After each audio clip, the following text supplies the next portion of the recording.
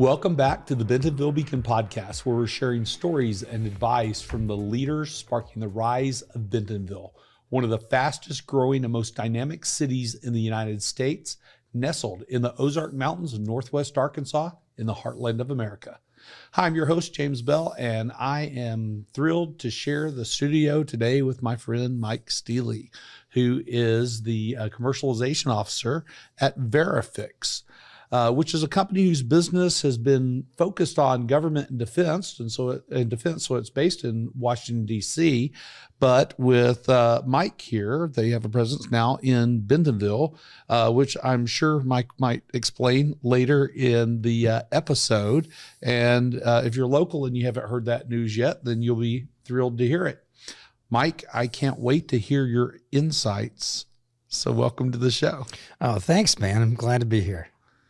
So let's start with your story. What should the Bentonville Beacon audience know about you? Oh, wow. I'm lifelong Arkansan.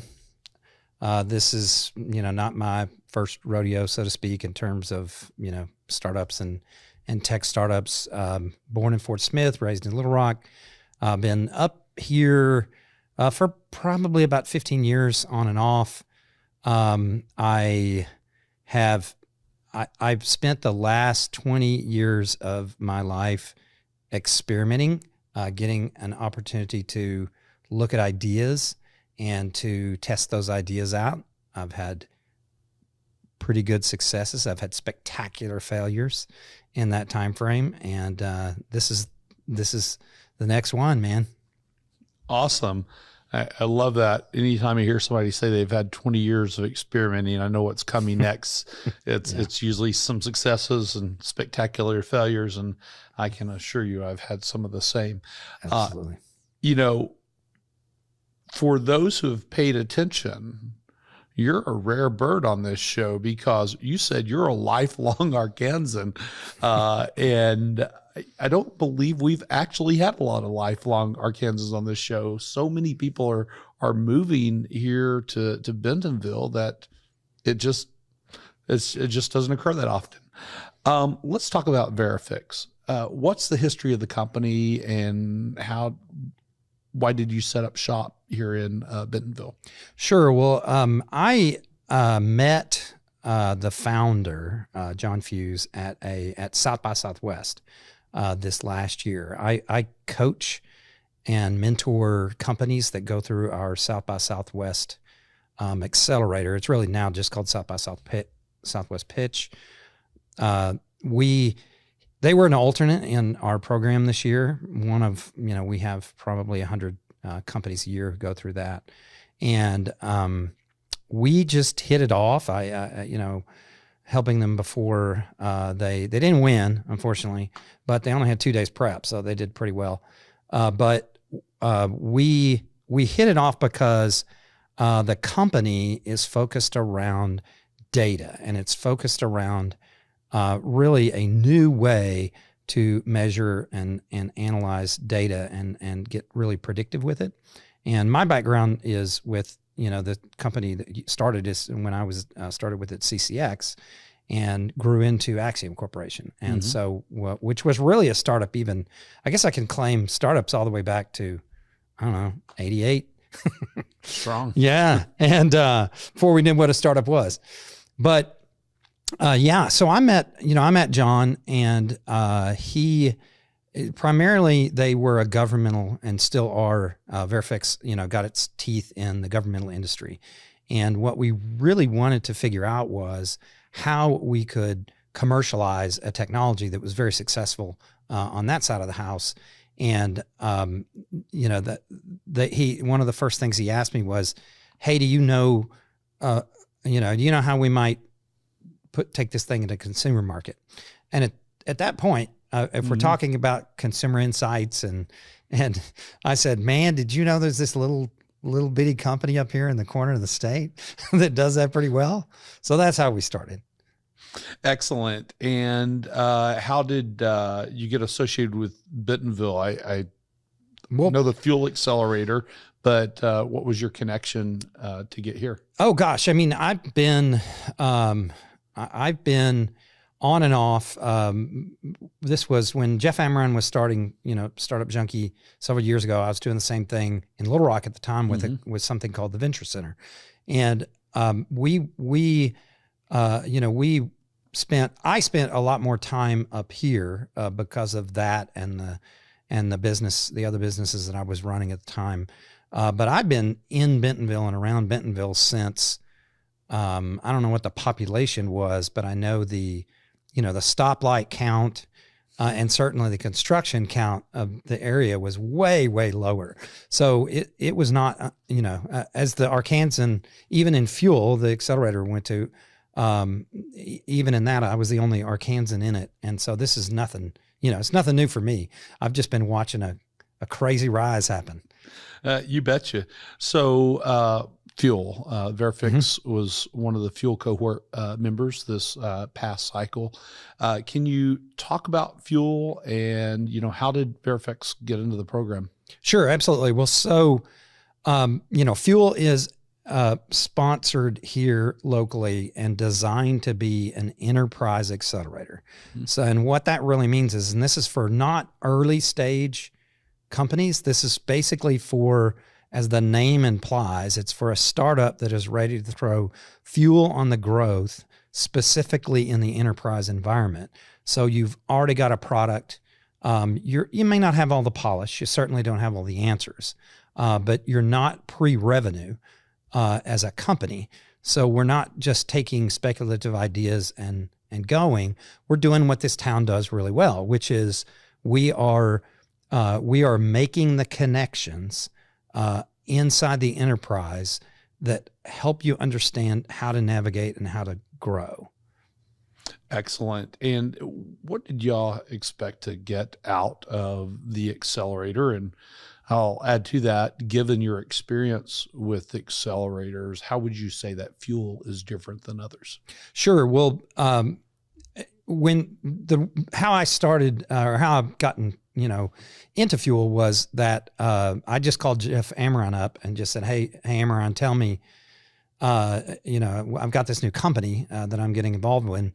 What should I do? And he was like, well, we've got this program called Fuel that's about to, the application is about to close. You might want to check it out. And I went to the website and I was like, holy crap, this fits exactly with where we are and what we would like to do in this area. So I ended up applying, came up, talked to the folks. We did the standard, standard interview process. We got accepted, and then that really allowed us to get to the point where we could start making decisions around how we approach a company like Walmart, J.B. Hunt, Tyson, all these other crazy big companies for our little one. Yeah, that's fantastic. I know there's an awful lot of companies. I get calls from them every day who are trying to get into those companies. And so then we have the talk about, whether they're even ready to do something like that. And then, there's a fair number of them that get referred to Fuel and other folks who can help them out. Yeah, absolutely. What would you say to founders who are looking to get their startups enterprise ready? That is to, pilot or sell to enterprises or really get focused in on creating operational value. If a founder gets that call from Fuel, in other words, should they do it? Well, so the first thing I would say is beef up your LinkedIn skills. Bentonville, while there's a startup community and this amazing growth, at its core, this is an enterprise town, right? So business is done on a relationship level. Now, me as more of a startup person, I really hadn't used LinkedIn that much before I got back up here, into the cohort. And it took me a couple of weeks to figure out the pace and the depth at which that tool can really assist you in connecting with learning about all these, corporations. So if you don't have, I would tell the founder, if you don't have a lot of enterprise experience, there is nowhere better than you can come than fuel to learn it, because you're living and breathing every day the innards, because of the guys who run it and because of all the mentors that are brought into the program. You're living and breathing how a major corporation works, how decisions are made, because you're here for 3 months, and depending upon the season that you're here, you're also going to see some announcements happen at a corporation, because corporations ebb and flow. Good and bad things happen every day. Public announcements are made. Reduction in force happens. Acquisitions happen. So in the course of being here in 3 months, you're going to be able to experience, a lot of that cycle, which if you're not used to that, if you didn't work in a major corporation, if you've just, you're a young founder, or you're somebody who really just has never taken the corporate route, it's quite a shock. It's a learning experience to understand how that process works. Because you got to think, there's tens of thousands of employees, for one company. It is really, really, it's a challenge to make that machine go and to keep it functioning. And you've got to put yourself in that mindset. That's why you're here. That's actually perfect. You're right. If you haven't worked in a large corporation, you just don't know what you don't know. If you haven't sold to a large corporation, you don't know what you don't know. I've worked in companies as small as a 2-person startup to, for a global 200. If people don't know the difference between Fortune 500 and Global 500, by the way, for Fortune 500, I believe you have to be a U.S. based company. And so there's the global list as well.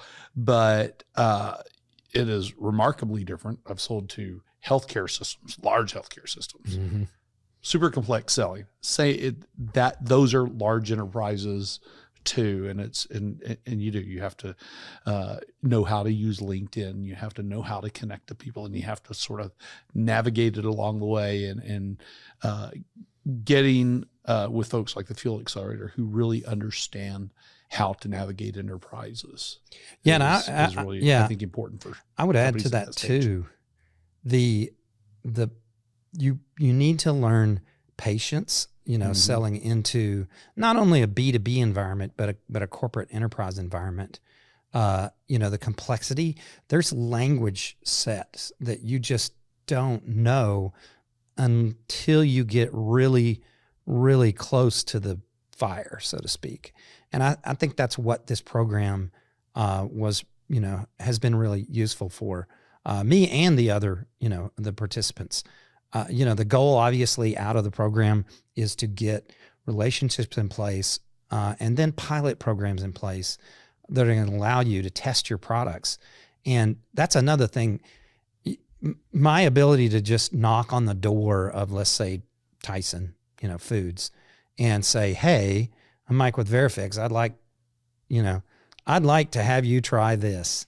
There's not much of a chance that that's going to happen, outside of a program like this, because corporations are willing to help and willing to assist and willing to have their people inside of it, because they're looking for new ways to connect and grow, and they're really committed to this program, which is great. Which you just can't beat that.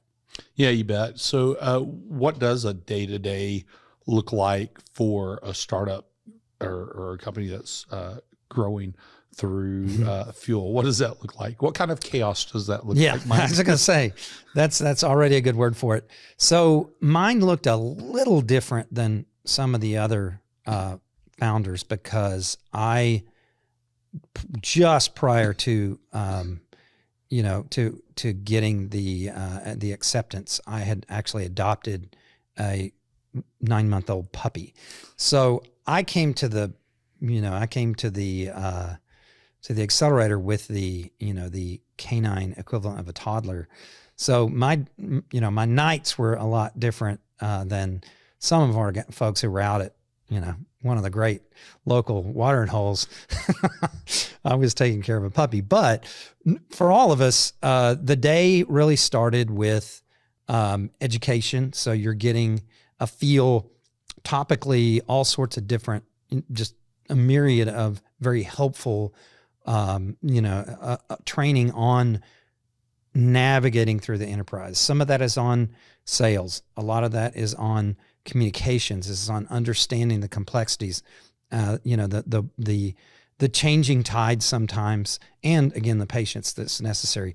The afternoons then are spent very specifically with a set of mentors. In our case, we had probably 65 or 70 mentors in the program that are people generally in the region. Not all of them were, but they did have a connection into Fuel if they weren't here.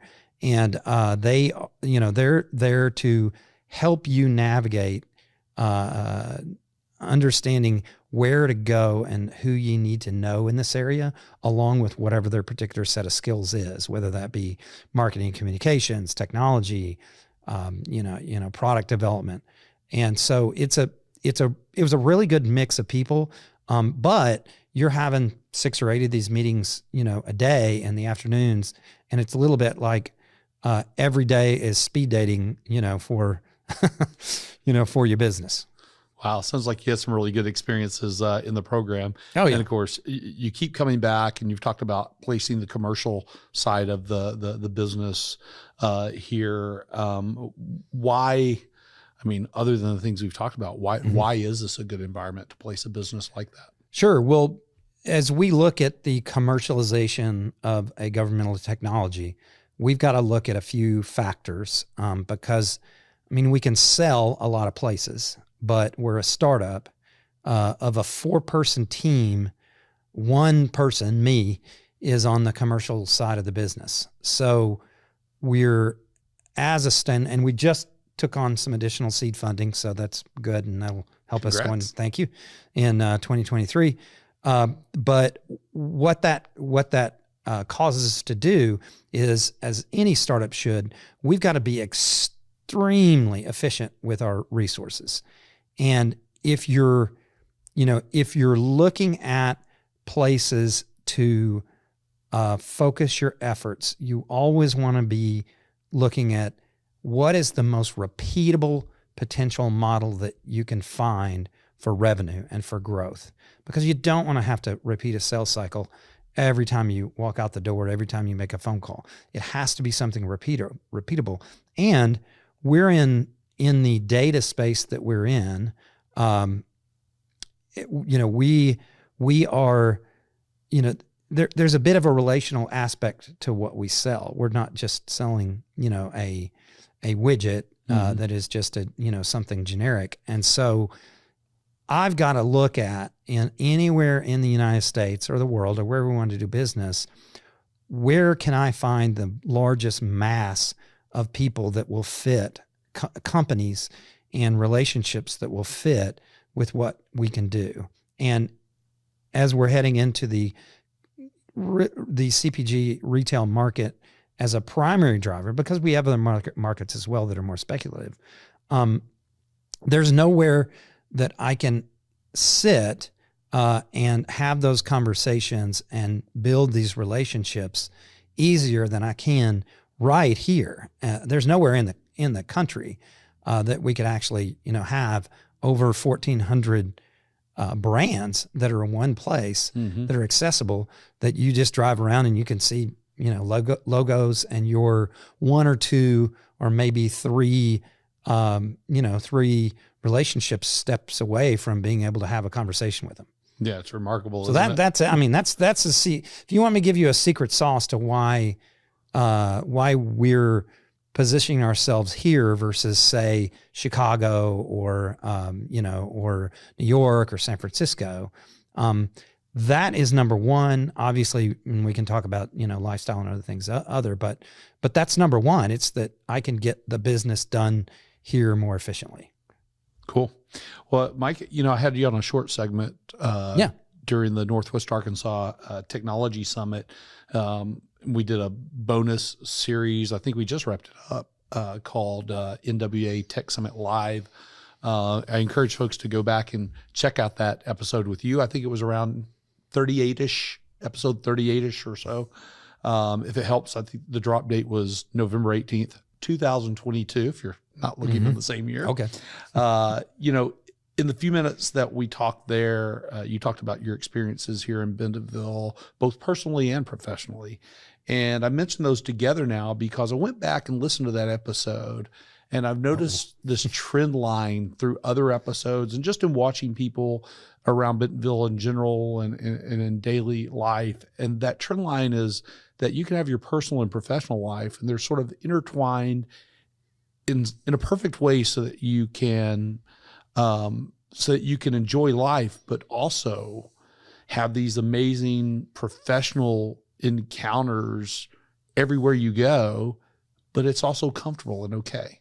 Right. And I'm not sure you can do that in a lot of other places. It's just the type of environment that we have here in Bentonville where you can do your work and live the life that you deserve. What are your thoughts on that? Yeah, I mean, both the pace of life here, as well as the density, if you will, of both things to do and people to meet, are one of the things that are appealing outside of just, the obviously connections into retail and the CPG and logistics spaces. So I would say, you're never a very short bike ride away from anything to do, or walk, because I walk a lot too, because I have a dog. So, it's not one of those places that you have to get in a car and go miles and miles or sit in a lot of traffic. And although there is traffic, but you don't have to sit in it in order to find something to do, which is really appealing. Also, you're never completely out of touch with the people that you would want to be doing with business in anyway. You're gonna see them on the weekends, and you're gonna see them at restaurants, and you're gonna see them at events, and that allows you to be a lot more efficient with your time beyond just your daily grind.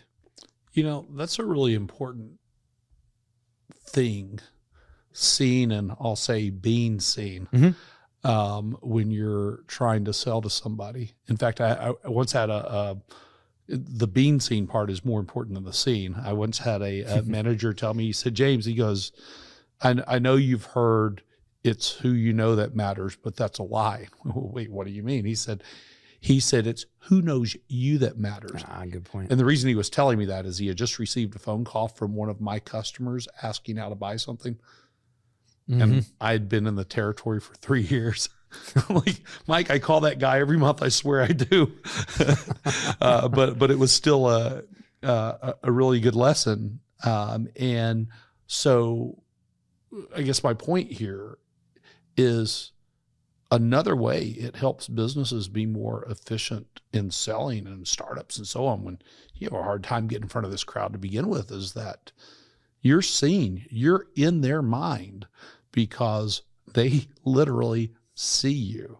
Yeah. And that's a step toward closing your sale. Absolutely. One of the other questions I asked you in that bonus episode is it's what I call the staple question of the Bentonville Beacon podcast, the hashtag Because Bentonville story. If you remember it, you talked about Mark Walsh and Adam Heisch coming to town. Will you repeat that story, share that story, and tell us what happened? Yeah, sure. So Adam is our COO. Mark is the chairman of the company, also our lead investor. And they had both wanted to come down during Fuel at some point just to kind of get a feel for the place, because I told them this was where we needed to launch the commercial, component of the business. Somewhat a self-serving thing because I'm already here. Sure. And but it's right. I mean, it's true. We were sitting in a meeting over in the U of A's space over there where Fuel's HQ was, and behind us is a momentary the tent, and you can see everything out of the room, and Mark was talking about his experience. Great guy. He wants to come back, hang out. He even talked about looking at real estate, which is a good sign. But he was making a comment and telling Toby, the guy that we were meeting with, just about all of his experiences. He was talking about how he'd been running some stuff for GE, one of their divisions that was kind of competitor to AOL. And, Steve Case had called him up after, he read some interview about him and said, hey, I'm so glad you're here now, because now when I hire you, from away from GE, you're already here, Nice. Save me some time and money. But we were laughing about that. And then Toby said, oh, well, Steve Case is in town.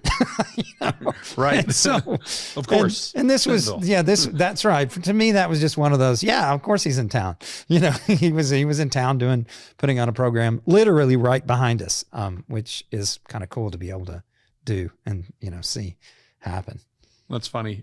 One of my Steve Case's stories is about the time I almost got to give him a tour of our building, and he was running behind schedule, and I watched the car drive right by. It was so sad. I was only disappointed. I mean, I got to go to the meeting he was at, but I was only disappointed because I had studied up on all the art in our building. Oh man. and I was ready. I was ready to share with him that all the art in the building was on loan from Alice Walton's collection or from the Crystal Bridges Museum of American Art and some stuff about specific pieces. But you can save that one because somebody else just like him is going to come in town. So you can still use that exactly knowledge. right. Well, the art will change by then. I'll have to that's right. Reach out to the guy who takes care of all of it again and find out about it. But at least now I know who to text. Well, I'll go ahead and ask now if you have another hashtag Because Bentonville story to share. And for the folks who may be new to this show or haven't heard this question yet, this is a staple question on every Bentonville Beacon podcast. And it is, tell me a hashtag Because Bentonville story. It's about a moment or a story that describes the essence of this place, or maybe could only happen here. Yeah, sure. And actually, I'll give you something that it actually didn't happen here, but it's a point of pride. We're in Arkansas, right? Mm-hmm. It's, a lot of people still think we don't wear shoes and talk with a funny accent. But I was in Austin not that long ago, and was having a conversation just out at a networking event with a group, and one of the guys was talking about how he was involved with the music scene in Austin and how great it was, and how he was involved in this one particular thing called the House of Sound, and how it was, it founded out of Austin, and they had done all these great things, and they only had one other location in the world for what they did, and it happened to be right here.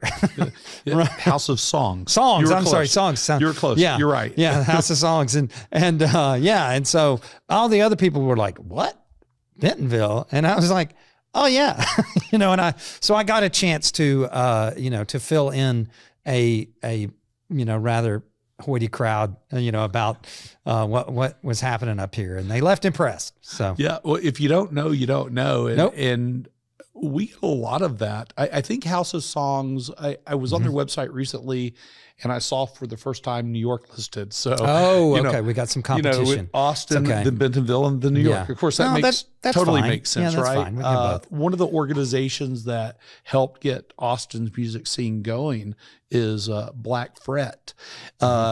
And you may not know it yet, but they recently opened a chapter here in Bentonville. Sweet. Very cool. And one of their next stops, one of their next locations is Nashville. So, Excellent. if you go to the 21C Museum Hotels website, you see all these giant places they're located in Bentonville. If you go to the, you talked about being in the University of Arkansas space that's up here. Right above them is the Plug and Play Accelerator. And if you go to their office in Sunnyvale, you see, I don't know, maybe a couple of dozen or so or 3 dozen places listed on their walls, like Berlin and New York and San Francisco and so on. And Northwest Arkansas. Well, and I as a lifelong Arkansan, I am the biggest Arkansas homer there is. I mean, not just the hogs and all that, but just this state in general. And I lived in London for a while back in college, and just for a semester. And this is back in '86. And the only thing that people knew about Arkansas was, Bill Clinton. But there was no knowledge of even where the state was. I mean, I had to explain, okay, where Texas is? And they'd say, yes. And I'm like, it's right next to that. And it's always been, I think for Arkansans, it's always been a chip on our shoulder kind of thing. There's been a lot of people who feel like we're overlooked, so to speak. And now Bentonville is just becoming this beacon, for representing the state, and gives you something cool to talk about when you're somewhere else in a bar. Yeah, beacon. I see what you did there. Yeah, see that? Very nice. Oh, I was wondering if you're going to catch it. Yes. I was one of those offenders who grew up here and then left. I was gone for quite a while, and I was never moving back to Arkansas. Surprise. I left when it was the land of opportunity, but there really wasn't a lot, right? And you didn't know about Northwest Arkansas at all. You had the Pig Trail and maybe another highway and the airport in Fayetteville, I guess. Yeah. And this football stadium was probably smaller than the one in Little Rock, which we look at now and go, wow, that's small. And, so times have really changed. Now we're in one of the fastest growing cities in the country, and it's incredible to watch it build and grow. In your time in Bentonville, what have been some of your favorite experiences in town, and the ones you most like to share with others? Well, of course, you've got the big, Crystal Bridges. It's a nice place. I bike trails and all that stuff people would talk about. I'm such a dog person that I like to talk about what is dog friendly around here. Tops of my list there is absolutely the Osage Dog Park, which is not very far away from where we are right now. It's not like your normal dog park. It's way more nicely landscaped than anything in my neighborhood. And, and it's just, and the people that I've met being at that park are the same people that I'd like to network with, and so just being with my dog and hanging out, is really, really big. You can sit there also and watch experimental aircraft land at the Bentonville Airport, right next door. I then can take the boardwalk through that really cool, kind of reclaimed natural, grasslands, marsh. And lo and behold, it ends up at Bentonville Brewery, which is one of my other favorite spots in town.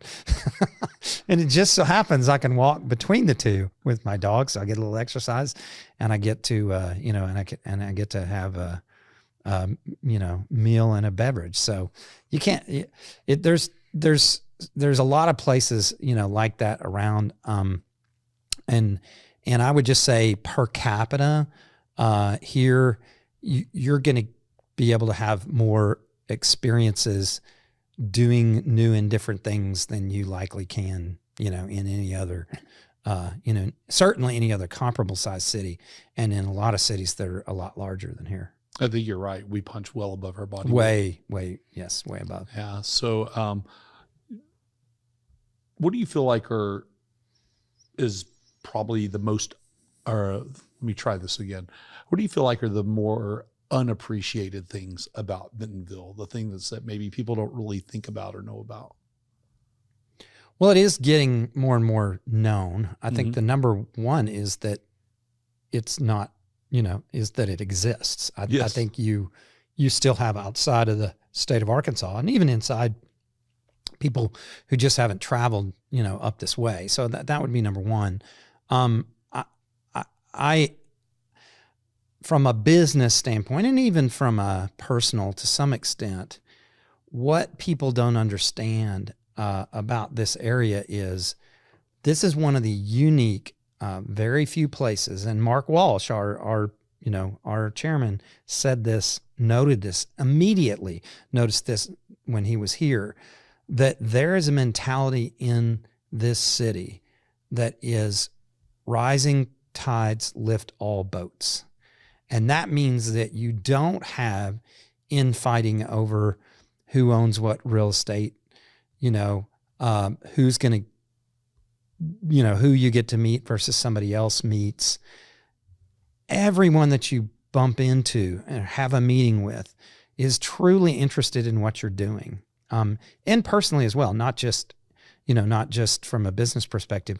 And they actually want to help you. They actually want to figure out how to help you, do business, meet people, enjoy yourself. Now, this comes naturally to me because I have this same mentality. But people who are from not around here, if they come from either coast, or somewhere, and they come, they're blown away by the fact that people genuinely want to help, because all those people in the community just want to make the community better. And that's really, really unusual. I think that's the hidden gem of, all the gems that you'd find here. Yeah. And it's hard to know it and feel it and understand it unless you're here. And so I would encourage folks, if you haven't made the trip to Bentonville, just do it for a vacation. See what's up.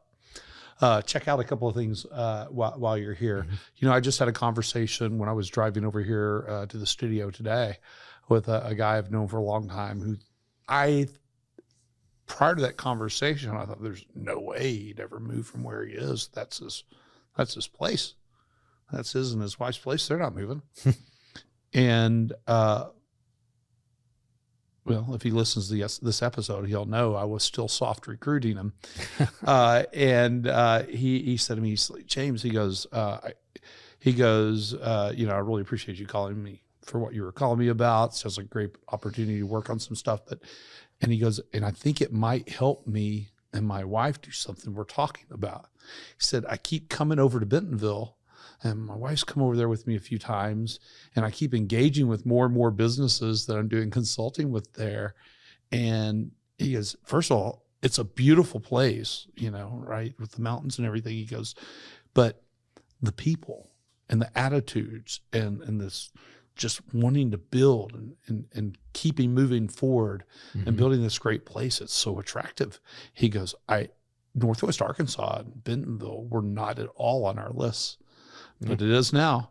And in fact, it's the place we're really looking at.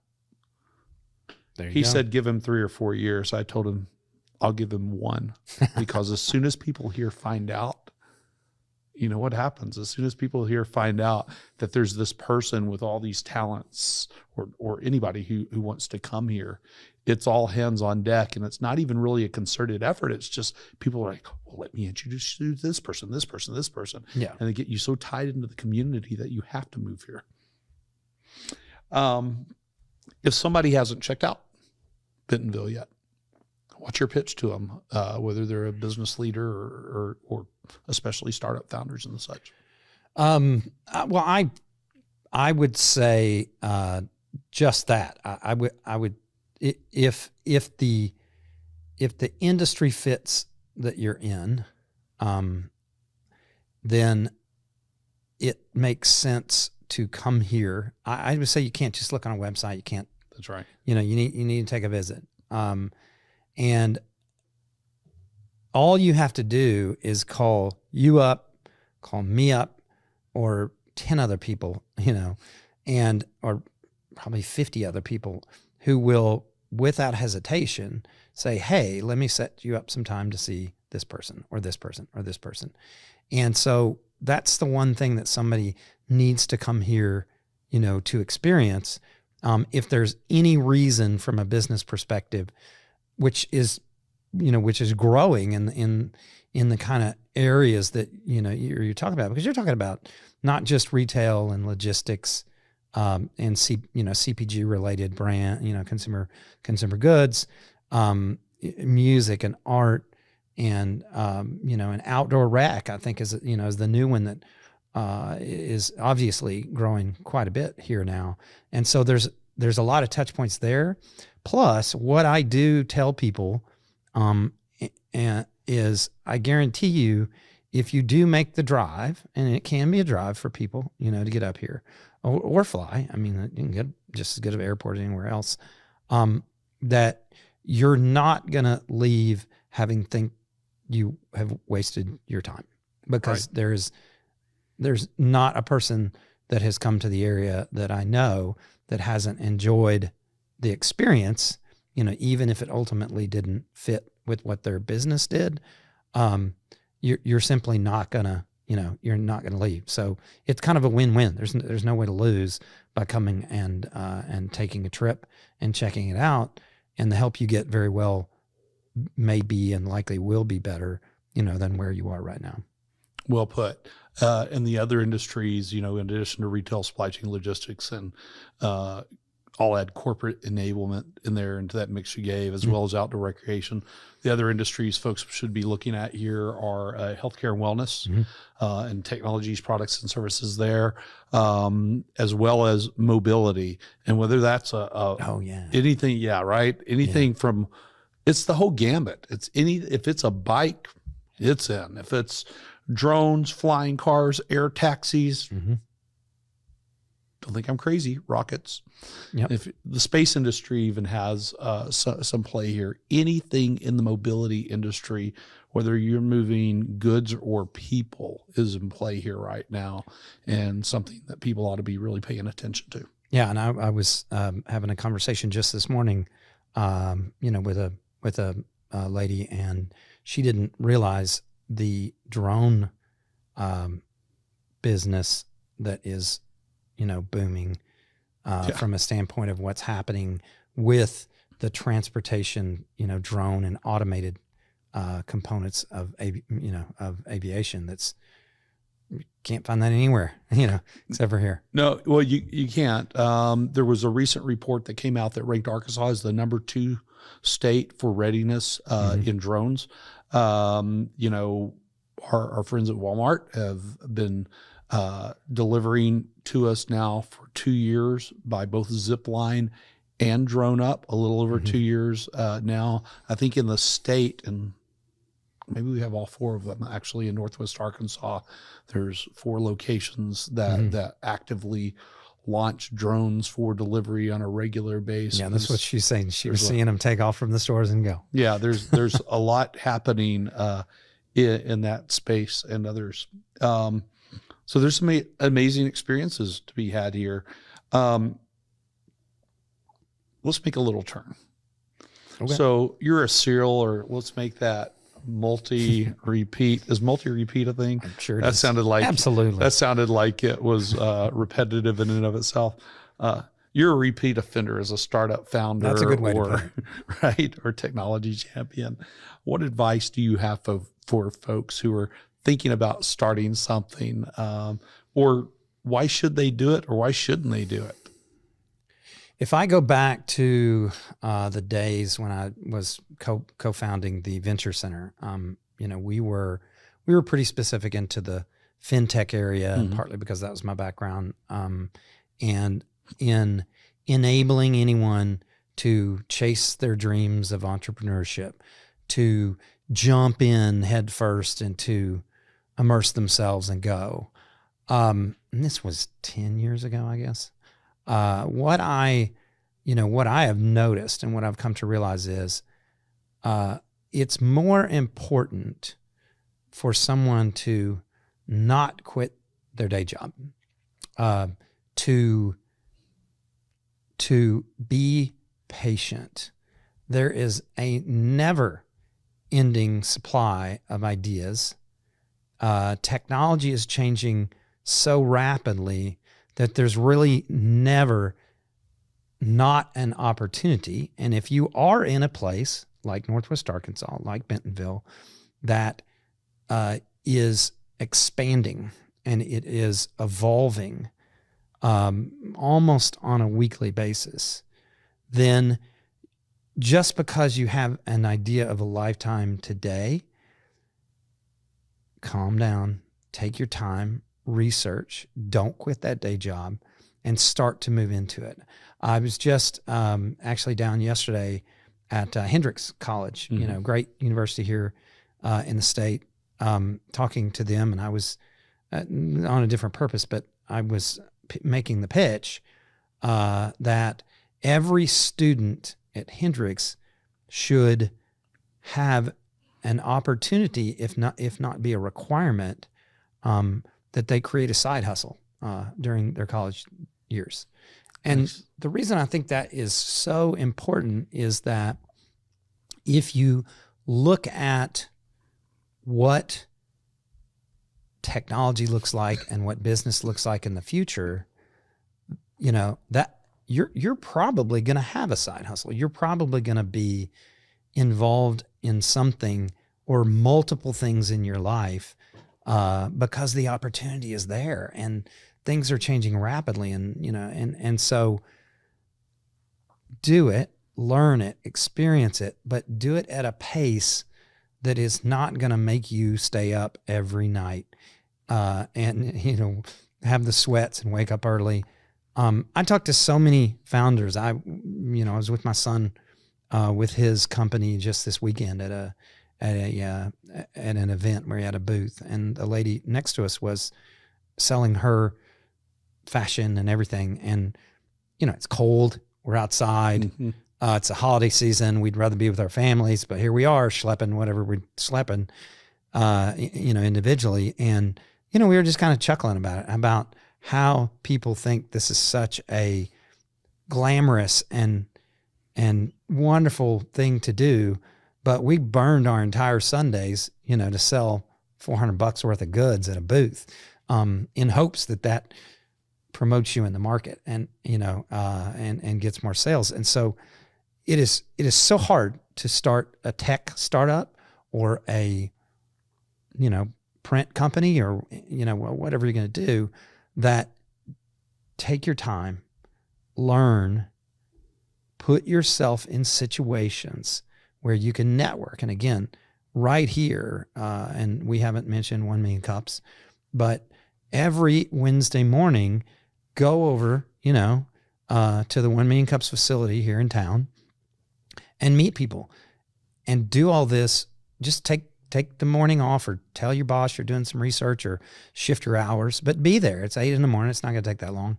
And spend your time learning and connecting before you just jump in and do it. That's what's changed for me, in the course of the last decade. And I think, I think hopefully at least a couple of people who listen to this will take my advice. It's right. You're right. There are so many ways to connect with folks. 1 Million Cups is a great way to do it, especially since people there are just open and ready and willing to pull you in and help you with whatever you're working on. But a couple of things you said struck a chord with me. One I wrote down, we were talking about how glamorous it wasn't to do these things.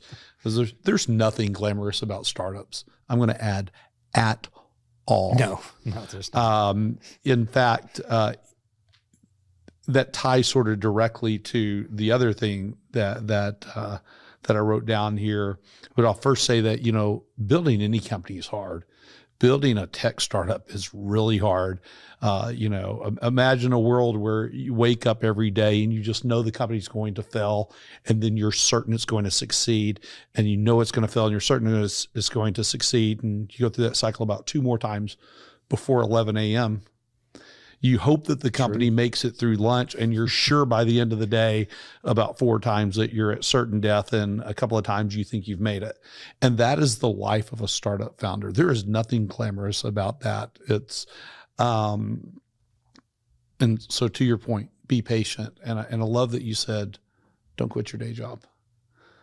I think we went back maybe as short as just a few years ago, but certainly 10 years ago, that there were a lot of folks who would have said, burn the bridges. You're not investable unless you do quit your job. And even then I thought, that's stupid. There's an 80+% chance you are going to fail. Yep.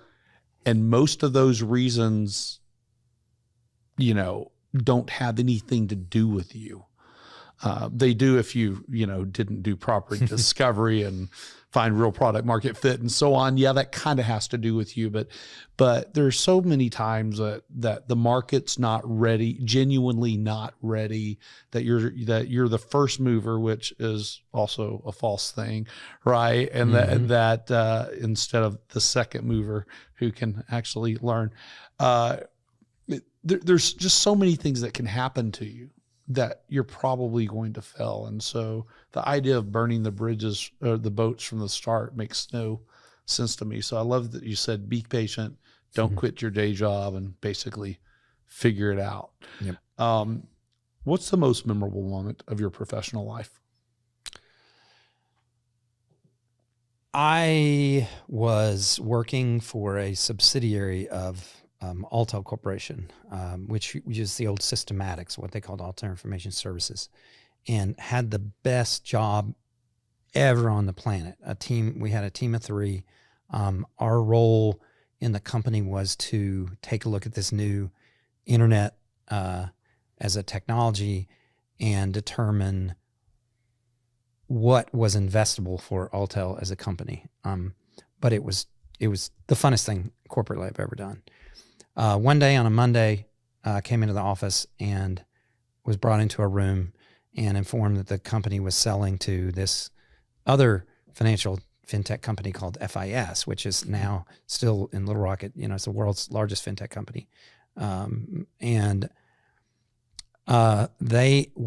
A small group of us were very fortunate to have been given a very generous severance package, because and this was prior to the merger. So, maybe 15 or 20 of us. And I got 9 months to figure out what to do with my life. They also gave us outplacement services. And so me and the other 2 guys that I worked with traveled to Nashville to this outplacement company. And we filled out forms, and then we took surveys, and they interviewed us because they were helping us to find what our next job would be. And it came time for my interview with the outplacement consultant, and he gets into the room with me, and he's got his little notepad and everything, and he says, "Well, Mike," he said, "look, you filled all this out, and this doesn't really happen very often, but the only thing I can tell you is you don't need to work in a corporation ever again." And at that point, it's something you kind of know. I'd done my duty and I enjoyed my time, but I'm so much more focused on the idea creation and on improvement, and that environment just wasn't for me. And that's been the most impactful, certainly, moment of my career, has been when I was told, don't take a day job. That's great. And the moment before it when you were told you don't have a day job. Well, yeah, that one too. Yeah, worked out. Been there, done that. Yeah. Always a couple of times, and found that whole process really interesting, and wish in some ways somebody had nudged me along out the big corporate door. That severance time sure goes fast. It does. Mike, you shared some pretty solid insights with us so far.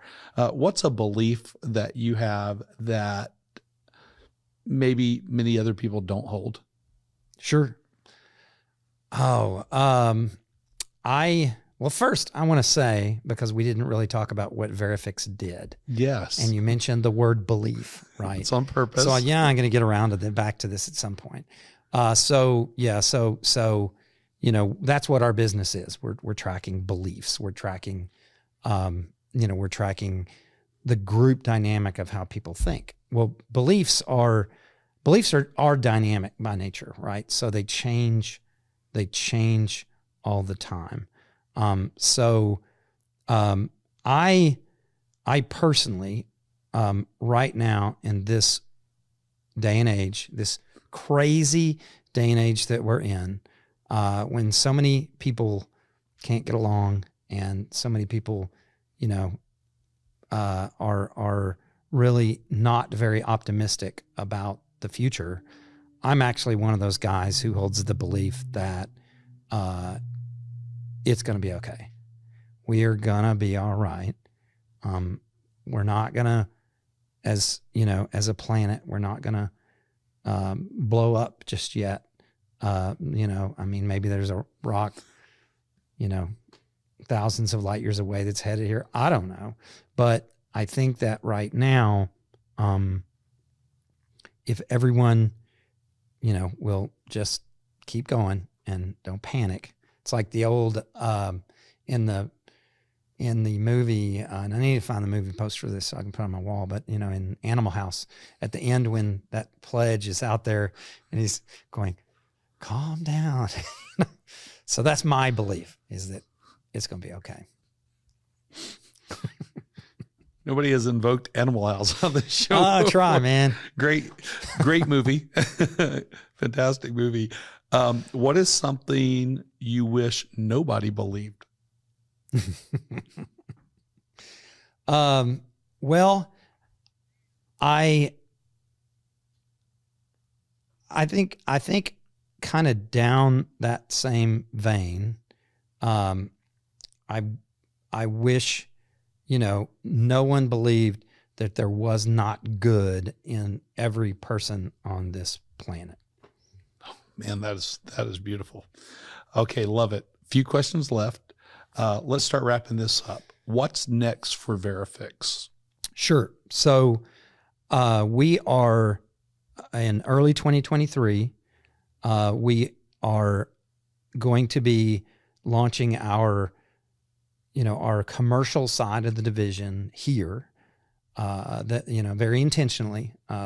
Mark Walsh, once he came and once he saw everything, his immediate response was, I see why you say what you've been saying. And yeah, it makes total sense for us to separate, DC's a governmental town, but from a commercial and especially a consumer focused area, makes total sense. So that's our first next step. Awesome. If somebody wants to reach you or learn more about Veriphix, how do they do that? The easiest thing is just, Mike at veriphix.com. If y'all want to throw my, cell phone in the notes. Sure. And this is just just beyond, Veriphix as well. I mean, if somebody wants to connect and wants to know more about anything around here or use connections I have, LinkedIn's another good one as well. Cool. Okay. That'll work. And last question. What question did I not ask you that I should have asked? Well, this would have spurred a lot more conversation, so maybe it's good you didn't ask it. Because I don't know how long you like these episodes to be. Well, looking over at the clock, we're okay. Okay. Yeah. Well, so if I'm not here, you could have asked me the question, what's your favorite place to be? Do you want to ask? Interesting. What's your favorite place to be? The short version of it. Oh, okay. So the favorite place that I like to be when I'm not here is Savannah, Georgia. Okay. It was my, one of the best pieces or biggest pieces of advice, most frequent my dad ever gave me was, you need to go to Savannah. He said, don't date somebody seriously in college. Blew that. That didn't work out.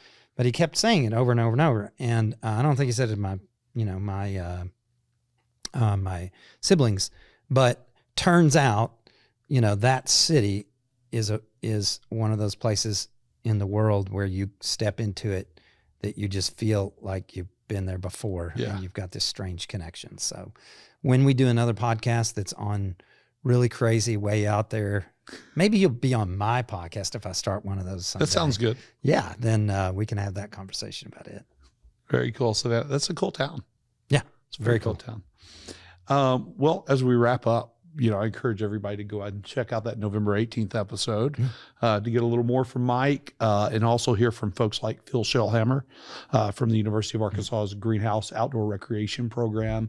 which is an outdoor recreation products, services, and technology incubator, not just focused on university-based companies, but anybody in the community can access it.